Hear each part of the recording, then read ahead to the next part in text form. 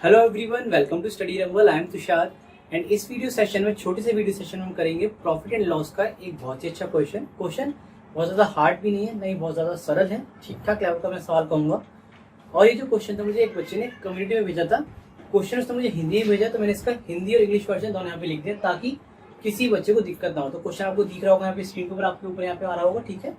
तो देखिए क्वेश्चन में अगर पढ़ता हूँ क्या कह रहा है और बहुत ही सरलता से मैं आपको समझाऊंगा इस क्वेश्चन का फिर आंसर, ठीक है। क्वेश्चन ये है, a person sells TV at 20% profit. एक व्यक्ति ने एक टीवी यानी टेलीविजन को बेचा 20% के प्रॉफिट पे। आगे बोला गया if he get a profit equal to 20% of the selling price. यदि उसे जो उसका प्रॉफिट है वो उसकी सेलिंग प्राइस पे 20% प्राप्त हो, यानी मान लेते हैं जैसे मेरी सेलिंग प्राइस अगर 150 रुपये है, तो अगर मुझे 150 रुपये में 20% प्राप्त हो, इस तरीके की कुछ बात कह रहा है, तो उस व्यक्ति को 3% एंड 83 रुपीज मोर मिलेंगे। यानी 3% अधिक प्लस, यहाँ एंड का मतलब और नहीं है, अथवा नहीं है, प्लस है, और 83 रुपीज एक्स्ट्रा मिलेंगे। So what will be the purchase price of TV या फिर what will be the CP of TV आपसे पूछेगा, यानी क्रय मूल्य आपको बताना है।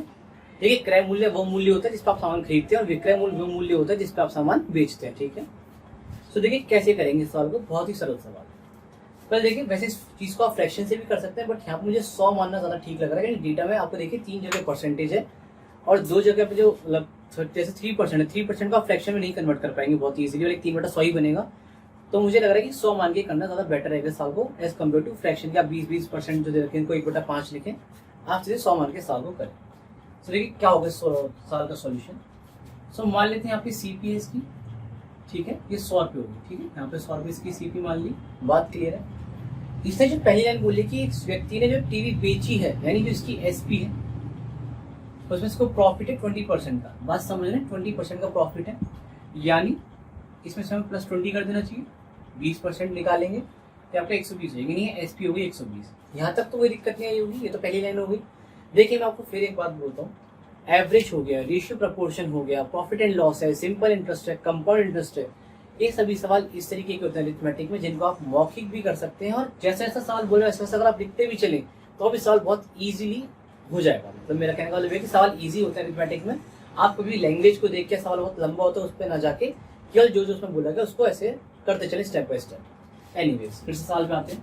तो एसपी 120 होगी, सीपी 100 हो गई। अब इसने हमसे ये बोला है कि यदि ये व्यक्ति इस एसपी में 20% लाभ कमाए, इस एसपी में 20% ज्यादा करके इसको बेच दे, ठीक है, तो इसको जो प्रॉफिट मिलेगा वो मिलेगा 3% एंड 83 मोर। वहां पे लिखे मोर लिखा है, ये नहीं लिखा कि उतना मिलेगा, वहां पे लिखा इतना ज्यादा मिलेगा। यानी अभी से प्रॉफिट से 20 मिल रहा है, 120 में बेच रहा है। तो अब देखते पहले होगा क्या।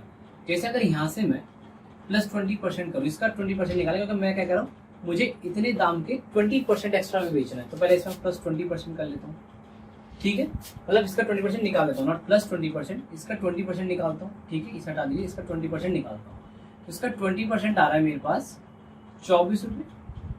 यानी ये व्यक्ति अब ये कह रहा है कि ये जो बंदा है अगर इस टीवी को 120 की बजाय 124 में बेचे, यानी अब न्यू एसपी आपकी क्या है, यहाँ पे न्यू एसपी लिखिए, न्यू एसपी है आपकी, ये हो गई आपकी 100 प्लस 24। यही रस्म बोला है कि यदि ये व्यक्ति इस एसपी के 20% लाभ पे बेच रहा होता, यानी 24 रुपए लाभ पे बेच रहा होता, ठीक है, ये तो बोला है, यानी 124 में बेच रहा होता, ठीक है, तो इसको क्या हो रहा है, 3% प्लस 83 रुपीज मोर का फायदा हो रहा है। ये मोर है, ये एक्स्ट्रा है, ठीक है। तो आप मुझे एक बात बताइए, पहले आपका इनिशियल प्रॉफिट क्या था, तो आप बोलेंगे इनिशियल प्रॉफिट मेरा ये वाला है भैया, ठीक है, ये तो आपका इनिशियल प्रॉफिट है, ये आपका इनिशियल है, ठीक है, जो शुरू में हो रहा था आपको, बात क्लियर है। और यहाँ पे देखिए आपको फाइनल प्रॉफिट कितना है, फाइनल आपका ये वाला है, ये फाइनल प्रॉफिट होना चाहिए, और उसने इस वाली कंडीशन पे हम चल रहे हैं, ठीक है। तो आप मुझे बताइए इसमें डिफरेंस कितने का है, आप बोलेंगे 4%, मतलब 4 पॉइंट्स का फर्क आ रहा है। यहाँ पे देखिए जो 100 पे आप 3% निकाले, फिर 3 रेशियो बोले, 3 पॉइंट्स बोले, एक ही बात है, ठीक है। तो यहाँ से आप बोलेंगे 4% का फर्क है, ठीक है।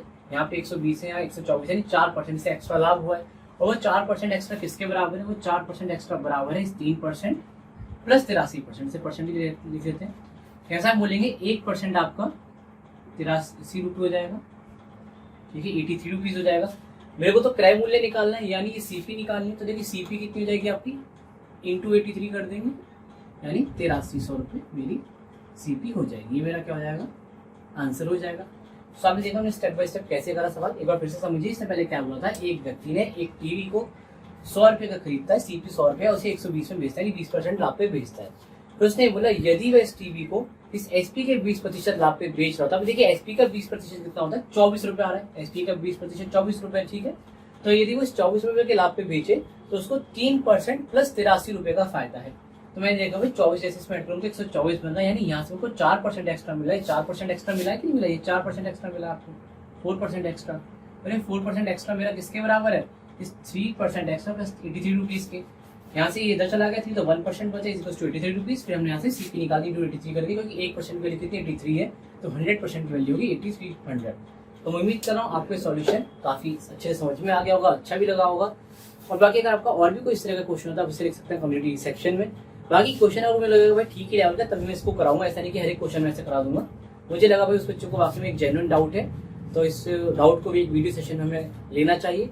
चलिए मिलते हैं अगले सेशन में, तब तक के लिए बाय बाय, टेक केयर, ध्यान रखिएगा अपना। एंड अगर चैनल में पहली बार आ रहे हैं तो इसको सब्सक्राइब कर लीजिए, और अगर डेली क्विज में पार्टिसिपेट करना चाहते हैं तो आप ज्वाइन कर सकते हैं टेलीग्राम चैनल, जिसका लिंक आपको डिस्क्रिप्शन में मिल जाएगा। Bye bye.